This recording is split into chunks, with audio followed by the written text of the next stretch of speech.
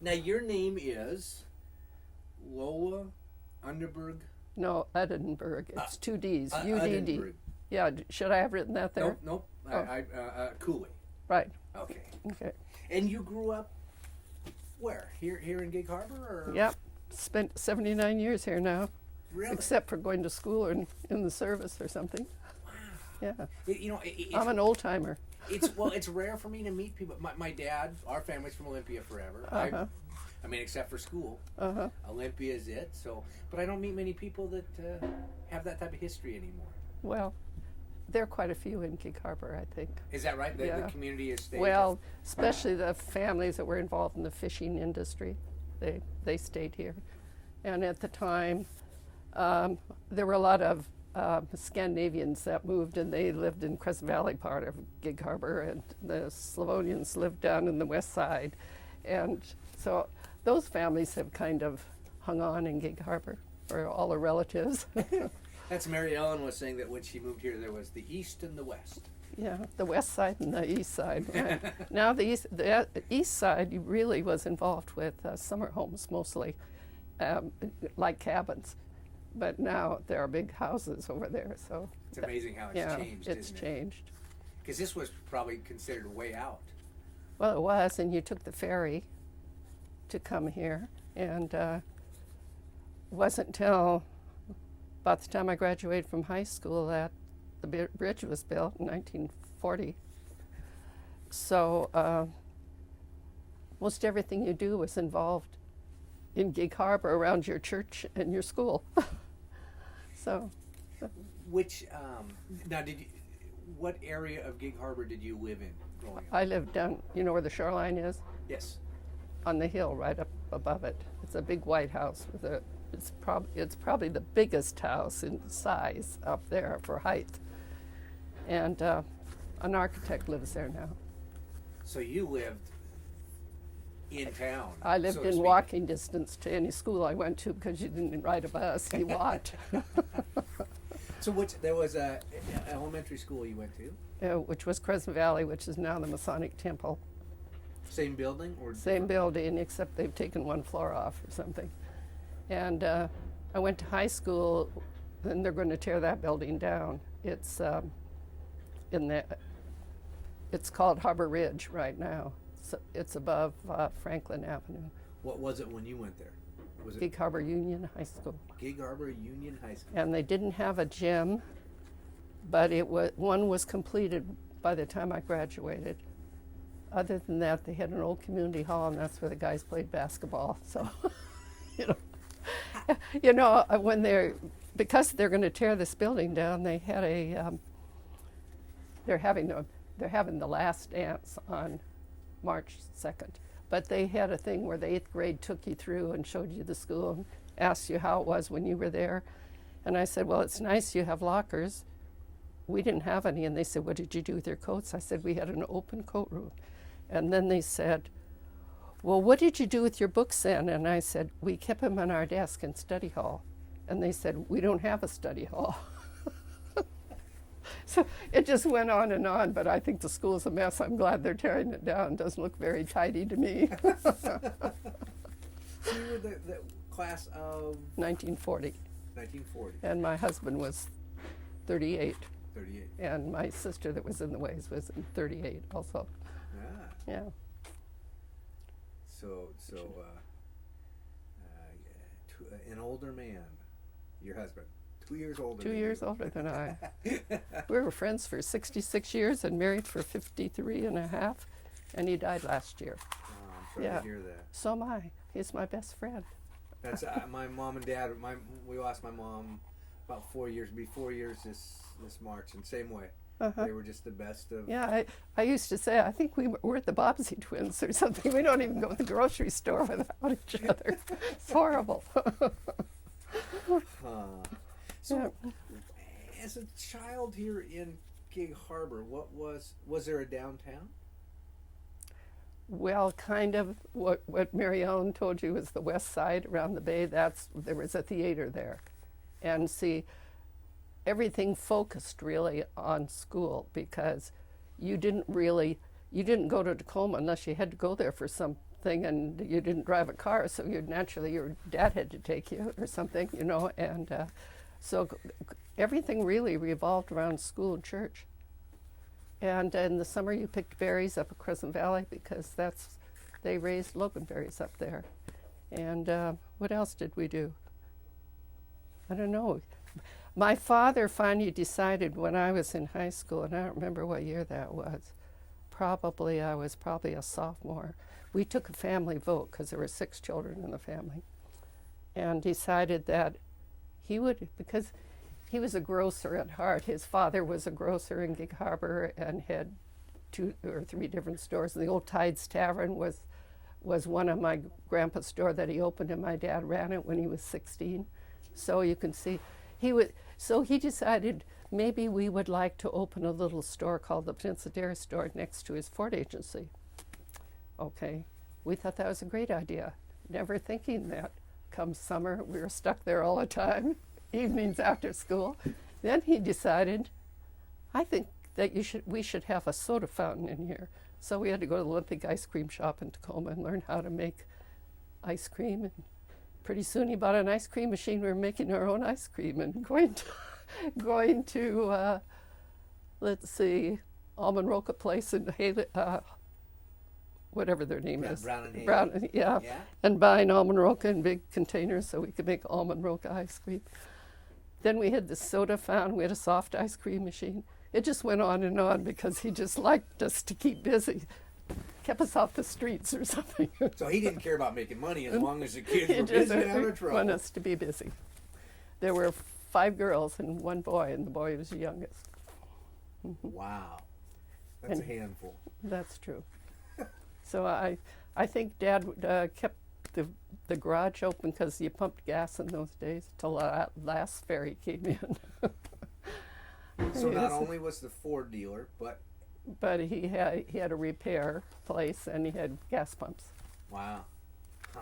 So he was just busy. And what was the name of the Ford dealership? It was Uddenberg Motors. Sound like a hard name to think of, huh? Are the buildings? Well, right now, you know, the Ford dealership has moved out of downtown, and at that time, the building is now a glass company down in Gig Harbor. And the store isn't there anymore because it was torn off years ago. So, Oh, is that right? yeah. Huh. But anyway, that was fun. Home with the big milkshake, 10 cents. You know? And how did Dad pay you? I mean, did he get paid well? I don't remember that we got paid. We had allowances. You know, I don't think you asked for much in those days. You didn't have anything to spend it on anyway, you know. So Was the soda counter, was that a hangout for the teenagers? oh yeah. And of course they'd all come in, and when I made ice cream, I'd always overcalculate or something, and so I'd pass it out. Anyway, and then after that was sold, I think the furnishings in there went to the span. Were you aware of the span out by the, well, the stools and the counters and all accessories went out there when they first opened the span. So, That's silly. Kind of a neat, well, it's kind of a fun piece of America. Well, I can remember Gig Harbor. I just can't remember the waves. Do you remember where you were when you heard about Pearl Harbor? So that had to be 1941. 41? Am I thinking? Where was I then? I think I was at the U. I had to be at the U then because I was going to college. So that was a tragic experience. Do you remember what the feeling was? I mean, did you? Well, it was shock, I think. Seemed to me everybody just kind of stopped in their tracks and wanted to go listen to what was happening, you know, because you had to get to a radio. So it was really a sad time. And actually that's what really started women in the service, was because World War I, you know, they just said yeomen or whatever they called them. Most of the women were in that capacity. And I think it was Nimitz, who was a rear admiral at the time, recommended to Congress that they start having women in the service because I think they were short an awful lot of manpower and they needed to release them to other duties. That's why they started the waves. So. Do you know what WAVE stands for? Yeah, I'll tell you, I wrote it down because I good. never can remember. It's Women Accepted for Volunteer Emergency Service. I want to make it into something else, but it isn't. Because we had some of the WACs, because they originally were the AA. Yeah, and then they became the WAC. Yeah. And boy, I got straightened out by Virginia Britt, wonderful woman in Olympia, straightened me out on when it changed and why, and because it was the Women's Auxiliary. Yeah. Army Service. Yeah. And then they cut it down to WAC. Yeah, got rid of the auxiliary. Yeah. At our wave reunions, we invite, if women are around that were WACs or SPARs or something, we invite them and they come, Equal opportunity. And at Christmas time, we always bring something to collect for American Lake Hospital for the patients there that need something like underwear or something. What were you studying at the U? Nursing. And that was. But I hadn't. I was just doing the bookwork part of the, because it's a long program. But then when my sister had already graduated from the U, and she was working. I think she was working at Pier 91 in Seattle, and she decided she was going to join the Waves, but she went in as an officer. Well, and I thought, this is a great idea. And while I was going to school, I spent my Saturdays down at the Y, and I belonged to something called the Larks, and so you do a lot of activities, and I thought I could join the Red Cross. Well, and I decided to skip the Red Cross. I think I really don't have anything they need. So I decided, I guess I'll join the Waves. Well, that's goofy. My father had all these 6 people to put through school, and I think 3 my brother graduated. My sister was a Navy nurse, and she graduated from Cheney. And one of my other sisters graduated from the U, but I didn't.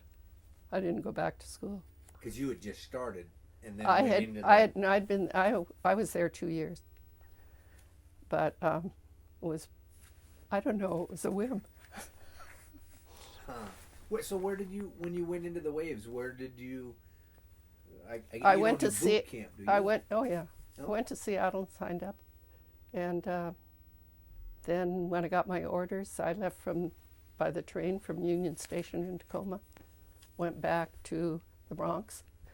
I think we had a layover in Chicago. Had to change stations in Chicago for some reason. They have 2 different stations, but. So you went to the USO and played ping pong until it was time to leave again. And boot camp was like 6 weeks, and I was back there in July, and that part of the hot summer. So you were outside part of the time, marching, but there were Marines that were with you when you did your marching. Kept you on the straight and narrow. Men Marines? Yeah. Yeah. Uh-huh. Yeah. Were they ready for women? I mean, I've heard of different places where the women went and they didn't have uniforms, they didn't have The first group of Waves was when Congress finally enacted this bill and President Roosevelt signed it. Then I think it was in Iowa where they had, at a teacher's college in Iowa, where they first had a Wave area for training, but it was too small, and that's why they moved to Hunter. And my sister went to, I think, Radcliffe, because the officers didn't go to Hunter in New York.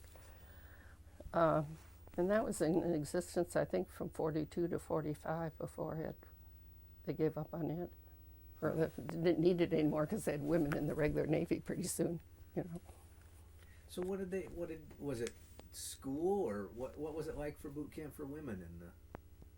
lots of exercising, swimming classes. I think I can remember one exercise where you crossed your legs, sat on the floor, and you were supposed to be able to stand up, and I never could do that.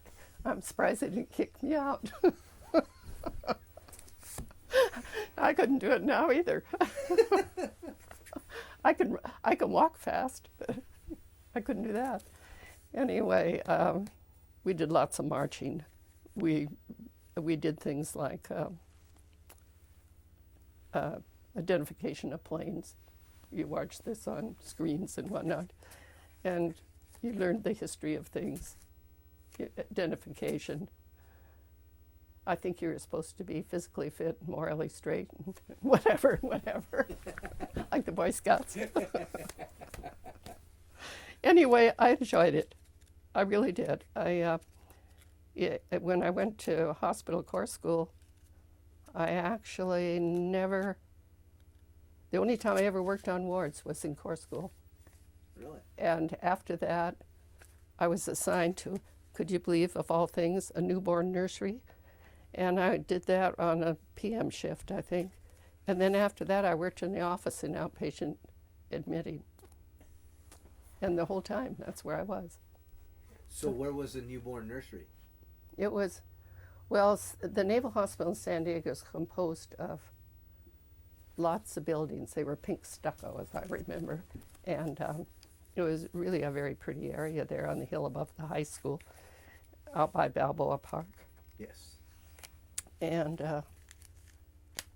so, what was I going to say? So were the newborn? Oh, were these okay. from People that were in the service. It was really kind of strange because the nursery was connected between two buildings, and the enlisted people's families were in this building, and the officers' family were in that building, and the nursery ran like in between. Strange. Anyway, that's the way it was. But lots of babies. And I did that for quite a while. And then then as I say, I worked in outpatient admitting, and that was fun. So what was your, well, I guess, one thing I guess history books don't talk about, I assume there was a little baby boom that happened. Oh, sure there was. Yeah. It was. I can remember taking out one baby that was like 13 pounds, and I couldn't believe a baby would be that big. And this lady looked at it and she says, "Oh, it's ugly, take it back."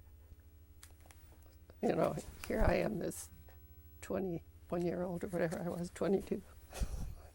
I thought, wasn't that stupid? You know, I don't understand people. I think I was exposed to a lot of the interesting things that I didn't know existed. I was pretty protected from Gig Harbor. I was gonna say, was that your first time away from home?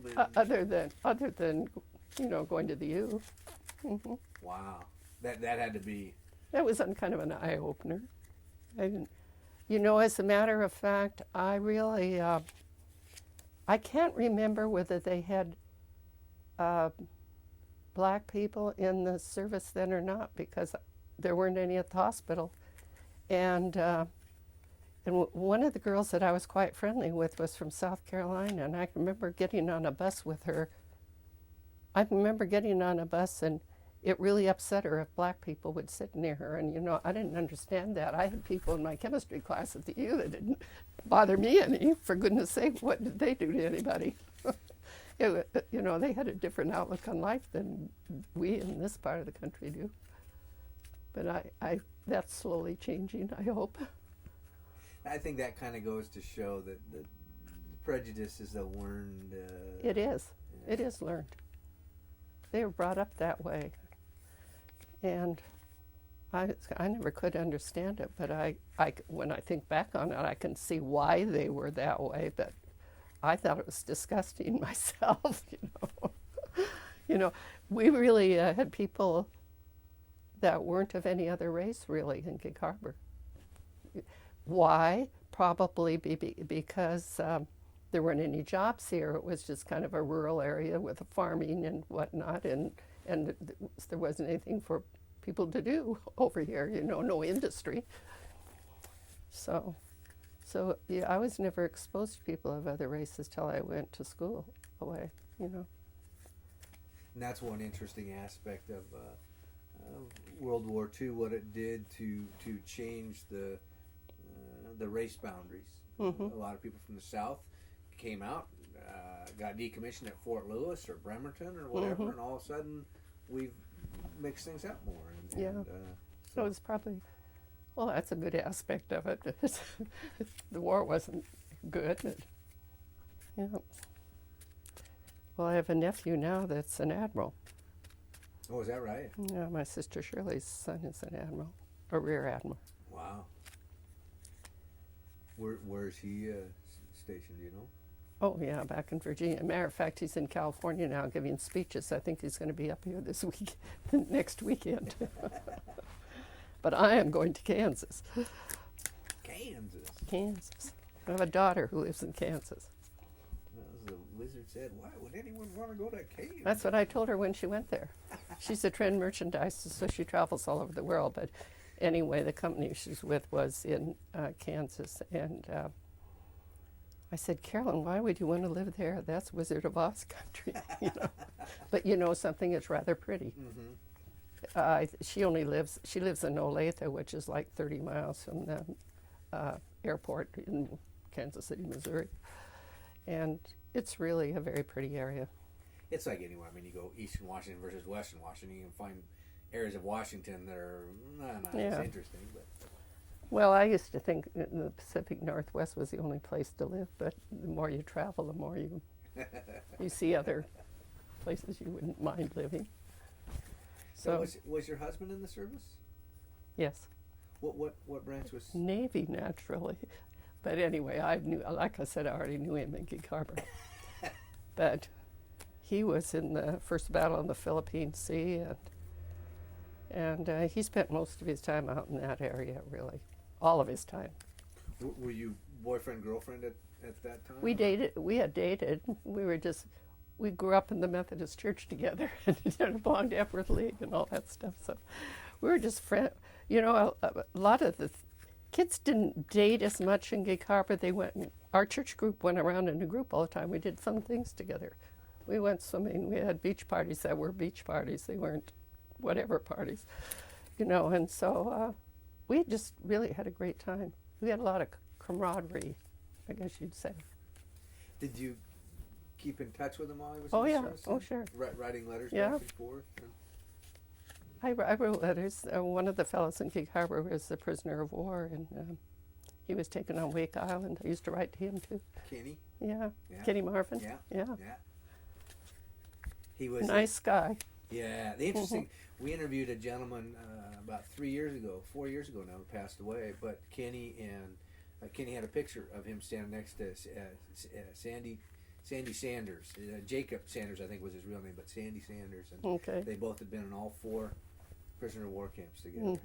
So It was really strange. The ship that took him over to Wake Island, one of Kenneth's classmates was an officer on that ship, and he got together with Kenny while they were on the ship, you know. And then and Kenny would say, "Kooley, Secor, what'd you leave me over here for? You know, look what happened to me." Yeah. it sure changed things, didn't it? I mean, It did. In our country, in a lot of ways. Young men that went away, young women that got in the service. It changed the work environment. Women now, Rosie the Riveters, and so. Do you think there was, besides the travesty, besides the negative part of war, was there a positive effect on the world from World War II? You think, or Well, there had to be, to a certain aspect, because you changed your opinions about a lot of things. You met a lot of different people. You weren't so isolated in a way. You were kind of more open. I think it changed. did you have any Japanese students at the U with you? Uh-huh. So how was that? I mean, was there that? Oh, these are. Oh, you mean after? Yeah, well, just prior to Pearl Harbor when you started. I don't really think, I never thought anything about people. I accept people as people. So I don't really have any prejudices about anything.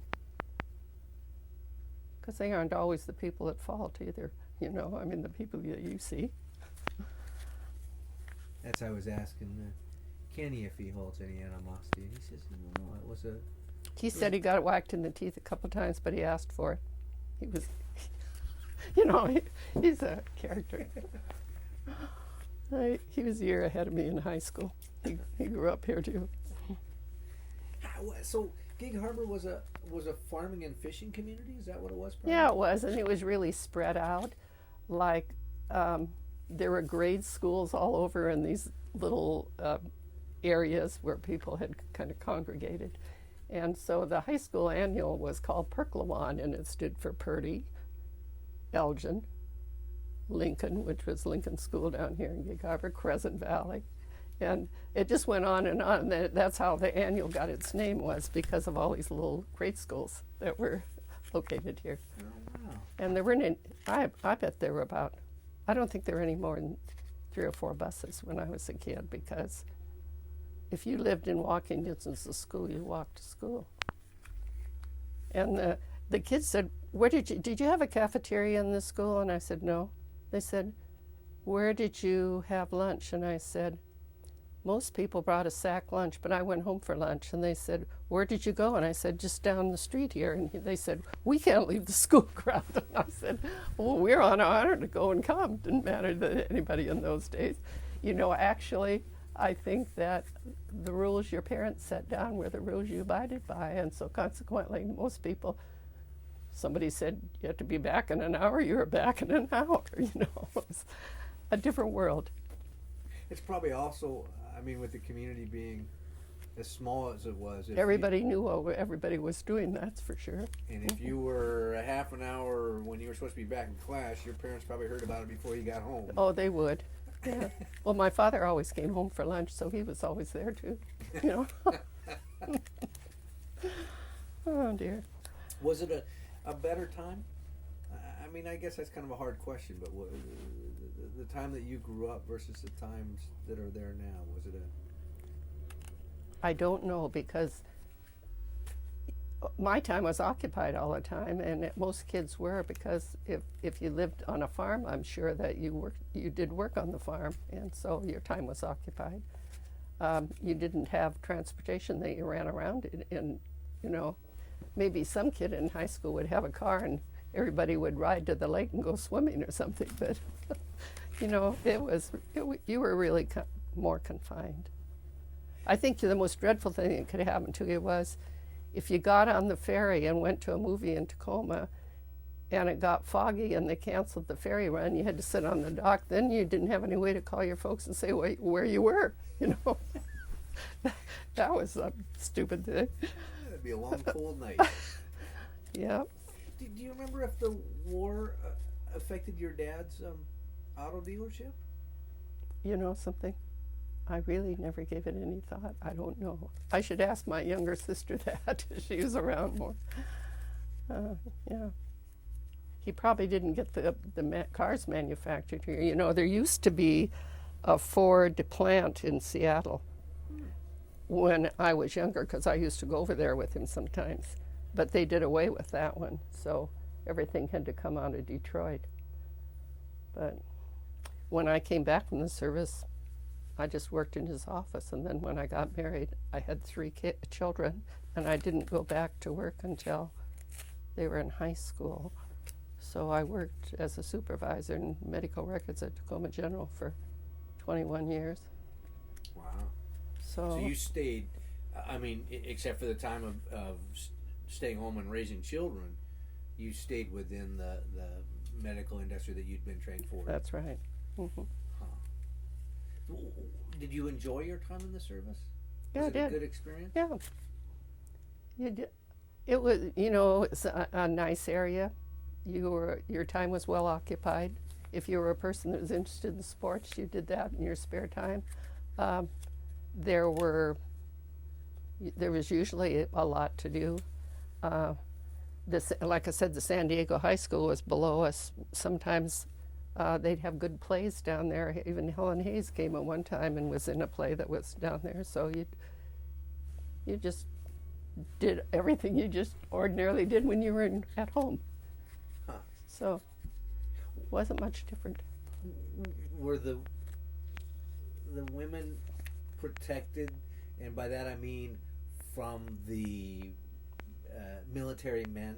I mean, were you... You had your own barracks, and well, you were on a compound that that had ship service and laundry and all that sort of thing. But you only went on liberty if you had liberty hours, same as they did. Did they try, because the movies you always see, and there's all these romances and these men that have been out in the jungle for like 8 years and they come back and they're wild. Well, they were all patients, they're in their own buildings. So when I worked on wards, I was really quite kind of a shy person. I think I was. Anyway, they would tease me. They called me Sunshine because I didn't talk so much as I do now. They said I just smiled. So did you deal with some wounded soldiers there? Were there? No. No. No. Huh. The war, like I said, I was only on wards during the hospital corps school part of it. Huh. So. And what was your rank when? I was a pharmacist third. He graduated from corps school as a hospital apprentice, first class or something. It's really strange. So did they, when you got in, did they kind of pick and choose what you went to do? They told you didn't have any control over that. And actually the Hollywood people came down and they'd come down to the auditorium and put on shows. Jose Iturbi do card trips and play the piano tricks and play the piano, and different people would come down and entertain the patients, and then you would push them up there in their wheelchairs, and so they could watch what was going on. They were well entertained at that time, if that was possible. I can remember when I was first there and they had 4th of July celebrations down there. It bothered some of the patients that had been in Iwo or somewhere, because all these things going off really upset them. So, but they soon got over that. It was kind of hard on them. Yeah, it seemed to have affected everybody differently. So the people that came back. In fact, I have a friend that her father still to today, the 4th of July, he goes away because he doesn't like that. Yeah. Well, working in the outpatient department, you were an outpatient admitting, and of course people came in, had lab work done. If they had some strange malady, you would report them to the city of San Diego, so they would be kept track of. Everything was an eye-opener to me. I was a kid from the country. That's amazing. So you reported them to the city of San Diego? Yes, you had to report them to the health department. Mm-hmm. So that would be like somebody with post-traumatic or something like that? No, people with syphilis or gonorrhea or something that had a bad lab report. Boy, could you imagine that today with the outcry? That's the thing I think about with AIDS. Isn't it too bad that they can't be reported? Because everybody has a right, so they don't get reported on things like that. But in those days, you reported people that had a venereal disease. Wow. To the city? To the health department, because they kept track of them. Saw that they had whatever they took to help them out. It speaks volumes for the difference. I mean, like today you read, Joe Blow got arrested for da-da-da-da. Back then, I can see the paper report. Oh, Joe Blow has syphilis. Yeah. I don't think they'd say that, but anyway, that was a private thing. You'd have to call them up and say, you have a lab report that needs repeating. And so you'd invite them to come in and have another lab work done. and then they would get reported to the health department Huh. if they had a positive. And of course, then you had to type up if people were transferred to another area or a family was transferred, then you had to be sure that you had to type up their reports and get them off to wherever they were going. So they were really retirees or families of service people or service people that were directly connected with the hospital that were there. So whoever, did I talk to you on the phone or your brother? Talk to my brother. Yeah, I was telling him about this one patient that his name was Petros Protopropadikis, and he was a retired chief. And he wanted to know where I came from, and I said, oh, I come from the Seattle area. Where in the Seattle area? Well, I really come from the Tacoma area. Where in the Tacoma area? I come from Gig Harbor. Well, I know where Gig Harbor was. I was stationed in Bremerton for years. And I said, well, he says, so he called me Tacoma after that. He'd come in and said, hi, Tacoma. And he's, like I said, very elderly gentleman, because he told me he was on the Lexington when it gave lights to the city of Tacoma. Well, when they gave lights to the city of Tacoma, if you look at the little history of Tacoma, it was 1929. Well, I was 7 then. But so he, he's a lot older than I was. He's a retired chief. Anyway, so he came in one day and says, Tacoma, I've changed my name. And I said, well, what did you change it to? And he said, Petros FDR Protopropadikis. He wears this black mourning band on his arm. That's what he changed his name. Anyway, I'll never forget that name because it was such an interesting experience. Oh, gee. It sounds like you had lots of different educations within Oh, you did. your time within. That's true. And then when did you leave the service? 1946. You only signed up for the duration of the emergency and 6 months. And so as soon as my time came up, I left. They wanted you to stay, and they'd up you to a second class or something, and I decided to skip it. I'm not going to stay. Everybody else left. Everybody else is coming home. I think I'll go home. Did you keep in touch with, did you make friends within the service? Yeah, I made some friends. And then when I came back, one of the gals was from Tacoma. And then I met her sister, who was also a WAVE, and she just died like 2 years ago, I guess it was. But she's the one that set up this for us to always have our get-togethers at the Elks Club. But other than that, most of the friends that I maintain are from Tacoma General really now, because all those people are in other places, Yeah, 20 years of working at Tacoma General, I imagine you met lots of people over there. Yeah, right. So all the doctors I knew then, I've been retired since 1988. 88. That's a long time ago. I said. See, that's why I can't remember this WAVE stuff, because I was young at the time. 57 years ago. I know it's amazing because we lose perspective of it. Mm-hmm. When it was. I really, for a long time, I had, the little pamphlet or flyer that was put out telling what the news on the base was when you were at boot camp. And I had all those things, but I don't know where they are. Haven't the slightest idea. We can only keep stuff so long. I know it, and I'm still sorting. I want all my kids to take everything that belongs to them, Well, you do like my dad did. He had a rule for a while, was when he stopped by, there were going to be boxes, and you had to take one with you. I did that when my dad died, and my mother had all these things from all these different kids in the house. I said, these are yours, and if you don't take them, they're going to be gone, because I'm in charge of cleaning out everything. Now I've got to do it to myself. It's hard. A lot of you don't want to get rid of stuff, but then again, that's true. Yeah. But now I mow lawns. It's it's a lonesome time, really.